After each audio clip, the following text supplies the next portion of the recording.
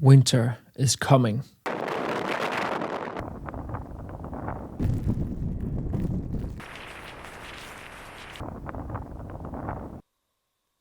And now it's gone.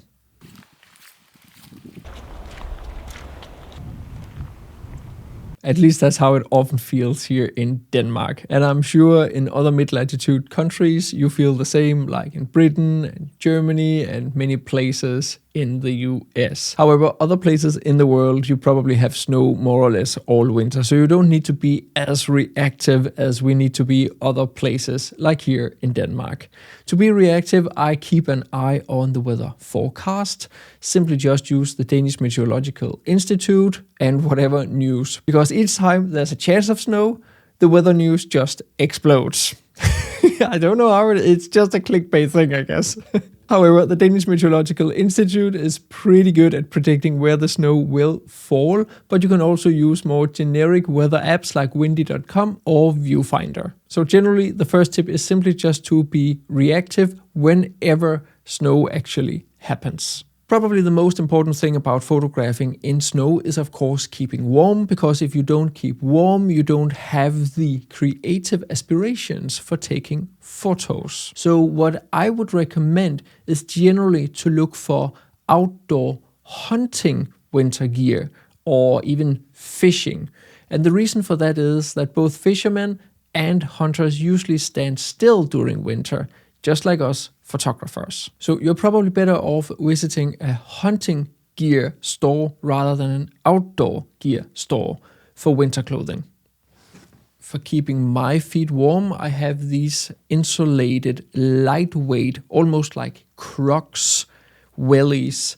They work really, really nice, and this insulated layer here reflects the heat back onto my legs and my feet, and as you can see, they're pretty easy to take out, so in that way I can always dry them off quite easily. For the fingers, I use these finger gloves mittens. They work really, really well. These ones here are from Icewear. They are made of wool, and I would always recommend using wool. It is so much better than anything made from plastics. So wool for sure, and you can just have your fingers out. Another company that is also making something similar is the Heat company. They also have some winter gloves, exactly the same concept, but these have magnets, a little bit better quality than the Icewear ones here are. Also a bit more expensive. But yeah, they also work really, really well. And if you want even more protection, you can use the linen, linen, whatever, merino wool gloves, also from the Heat company. Also works well for both spring and autumn. Make sure to also get some thicker winter pants, or at the very least use some long johns underneath your outdoor pants.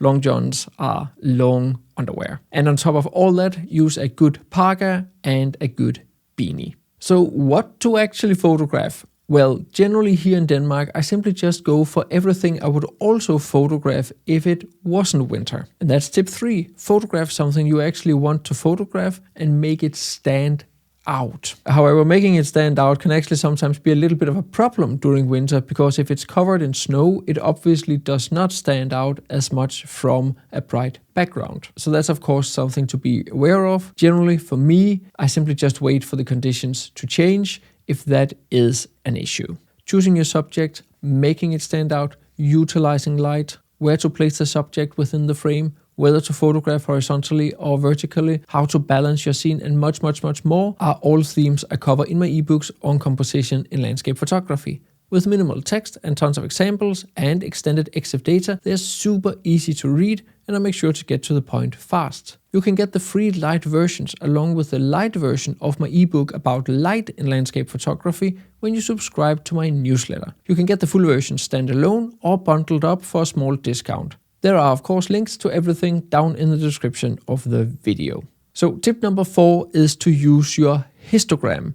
I cannot overstate how important it is to use your histogram when you photograph in snowy conditions. Because when photographing in snow, your scene is predominantly white or bright, and your camera will try to compensate for that added extra brightness and darken down your exposure. So if you're shooting in any of the automated modes like aperture priority, shutter speed priority, or program mode, you may want to change the exposure compensation wheel to +1 or maybe a little bit more, but make sure to check it on your histogram. If you're photographing in full manual, you will also have to try and overexpose a little bit so that your photo actually gets the proper exposure. But again, that's what the histogram is for, and remember, to get a proper exposure, the cleanest possible exposure, you will have to expose to the right, but do not clip the highlights.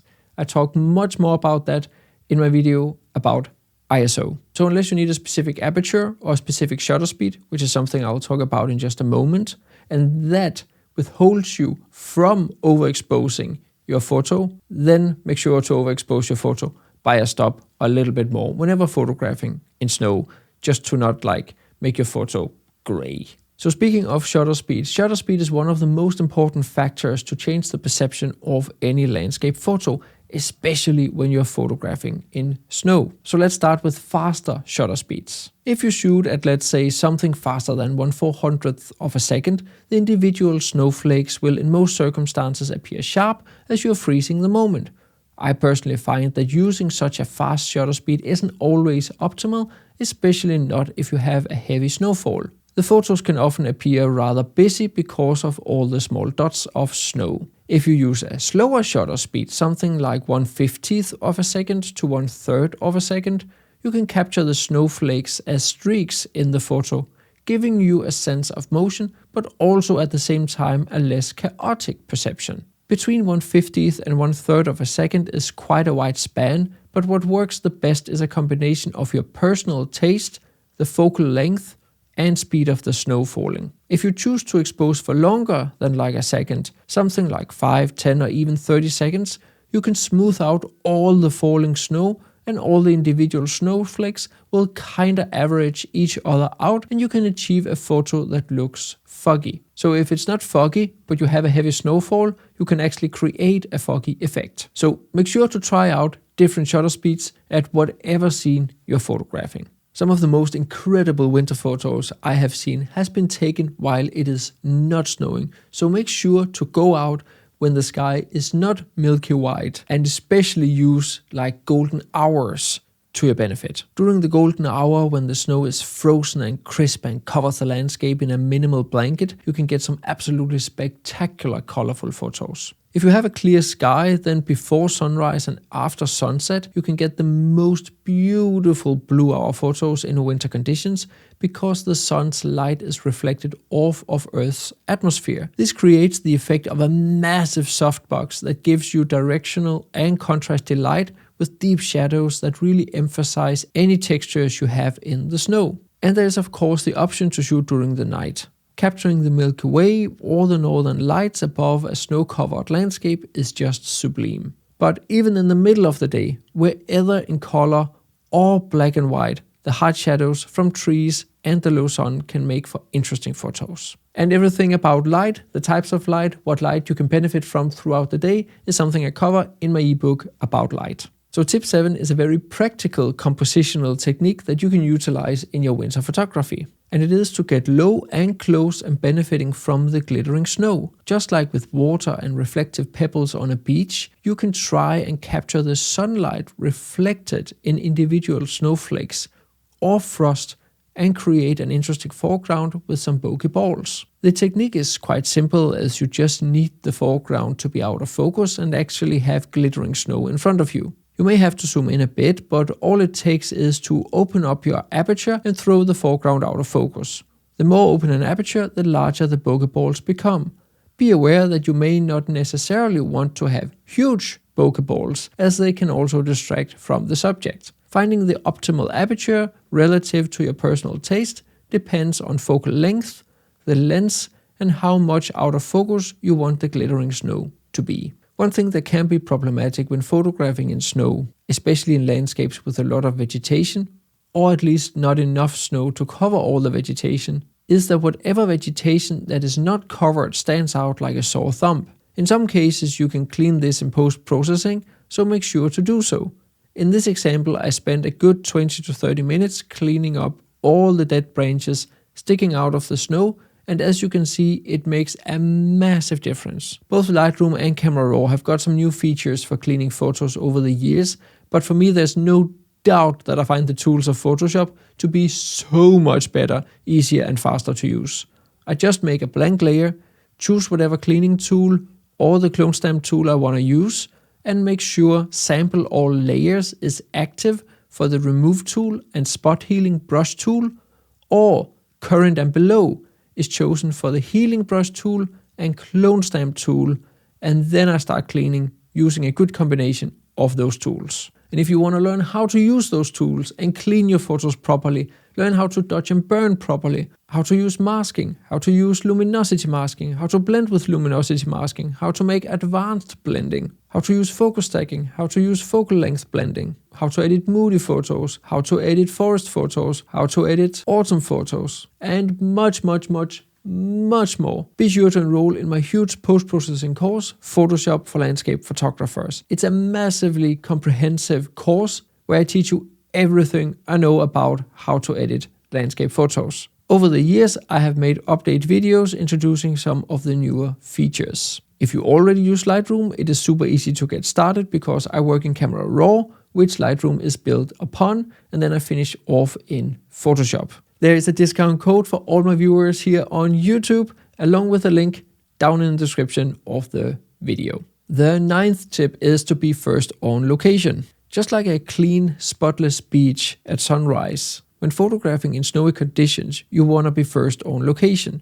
This is especially important if you visit well-visited locations, like famous locations, or locations that many photographers go to. Why, you may ask? Of course, to avoid footprints from other photographers and other people. Yes, you can clean up footprints like you can clean up vegetation, as I just talked about, but the more footprints there are, the harder it gets and the longer time it takes to clean up the photo. And in the end, you have to ask yourself whether it's actually even worth it to clean up those footprints. And finally, one of the most powerful and effective techniques in landscape photography is to utilize the minimalist approach by isolating a single element within a vast open space. This is especially powerful and also much easier in a winter landscape. Look for simple solitary subjects such as a lone tree, an old barn, a weathered fence, or a line of utility poles. The key is to frame the subject against a significant amount of negative space, which is typically the sky, water, or an empty field. This technique serves two main purposes. First, the abundant negative space helps to intensely emphasize your subject, drawing the viewer's eye directly to it. Second, it enhances the storytelling of the photograph by highlighting the vastness of the scene and the solitary nature of the element within it. This contrast can evoke profound feelings in the viewer, such as loneliness or melancholy, or the sheer unfathomableness of the natural world. Unfathomableness. I had to train that word a bit.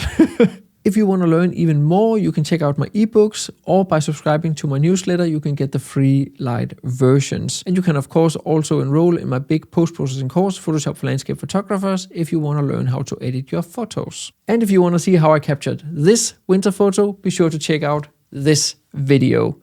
Good luck with your winter photography.